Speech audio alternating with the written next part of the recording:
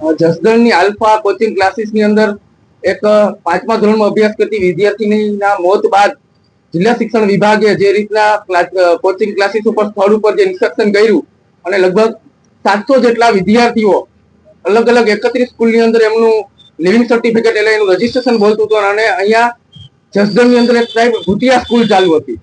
જે રીતના જિલ્લા શિક્ષણ અધિકારીએ આ રીતના નિષ્પક્ષ કામગીરી કરી એ આવકારદાયક છે.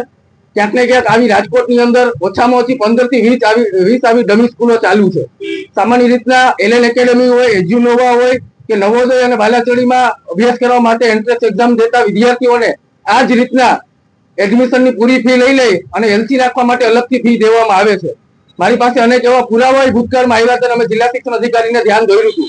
આ માત્ર રાજકોટ પૂરતો પ્રશ્ન નથી, સમગ્ર ગુજરાતની અંદર આવી રીતના સ્પર્ધાત્મક પરીક્ષાઓ જેમ કે બાલાચડી છે, નવોદય છે, સૈનિક સ્કૂલ છે, એ જ રીતના જેડબલઈ નીટની તૈયારીઓ કરતા કોચિંગ ક્લાસો એ વિદ્યાર્થીઓ પાસેથી લાખોની ફી લઈ અને લિવિંગ સર્ટિફિકેટ રાખવા માટે અલગ સ્કૂલો અલગ એની ફી અલગથી વસૂલતા હોય. એટલે ક્યાંક ને ક્યાંક ડમી સ્કૂલનું એક મોટું સ્કેમ છે, જેમાં રાજ્ય સરકારના શિક્ષણ વિભાગે મીઠી નજર હેઠળ આ ચાલતું હોય તેવું અમારું સ્પષ્ટપણે માનવું છે.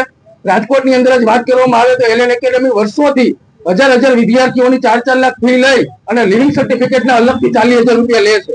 એટલે ક્યાંક ને ક્યાંક આ વિદ્યાર્થીઓ અને એના વાલીઓ ઉપર મોટું ભારણ છે. અને રાજ્ય સરકારના નિયમ મુજબ જો આવી કોઈ કોચિંગ પકડાય અને જે સ્કૂલની અંદર રજીસ્ટ્રેશન હોય આ બંનેના રજીસ્ટ્રેશન અને એની સ્કૂલની માન્યતાઓ રદ થાય.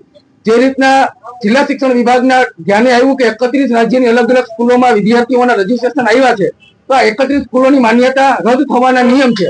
હવે જોવાનું એ રહ્યું કે રાજ્યનો શિક્ષણ વિભાગ આ સ્કૂલોની માન્યતા રદ કરે કે પછી રોલમ રોલ જે રીતના ભૂતકાળથી ચાલતું તે ચાલુ રહેશે. કોંગ્રેસની પાસે માનશે માન્યતા રદ થવી જોઈએ, કારણ કે સતત તપાસ થવી જોઈએ. એક વિદ્યાર્થીનું મોત થયું છે, ત્યારબાદ આ મામલો સામે જે રીતના આલ્ફા વિદ્યા સંકુલની અંદર એ કોઈ કોચિંગ નહીં, પરંતુ વિદ્યાર્થીઓ જેમ જેલમાં હોય તેમ 2 મહિના સુધી તેમના વાલી સાથે વાતે કરવા દેવામાં આવતી નથી. અને જે વિદ્યાર્થીની તબિયત ખરાબ થઈ અને બેદરકારીથી મોત થયું તેના પડઘા આખા ગુજરાત અને અમરેલી જિલ્લામાં ખાસ પડ્યા હતા. એટલે ખાસ કરીને અમારી તો સ્પષ્ટપણે માંગ છે કે આવા જેલ ટાઈપ જે કોચિંગ ડમી સ્કૂલો ચાલે છે અને જેને રજીસ્ટ્રેશન આ વિદ્યાર્થીઓના લીધા છે, તો વિદ્યાર્થી હાજર નથી પરંતુ તેને લિવિંગ સર્ટિફિકેટ મૂક એને પાસ આગલા ધોરણમાં મોકલે છે, એ સ્કૂલોની રાજ્ય સરકારના શિક્ષણ વિભાગના નિયમ મુજબ તો એની માન્યતા રદ થવાનો જોગવાઈ છે. પરંતુ મારા ખ્યાલ મુજબ હજુ સુધી ગુજરાતની આવી કોઈ સ્કૂલ ઉપર માન્યતા રદ સુધીના પગલા લીધા નથી. એટલે ક્યાંક ને ક્યાંક આમાં રાજ્ય સરકારનો શિક્ષણ વિભાગ પ્રોત્સાહન આપતું હોય, જેને લીધે જ દિવસે ને દિવસે આવી રાજ્યની અંદર ડમી અને ભૂતિયા સ્કૂલોની સંખ્યા વધી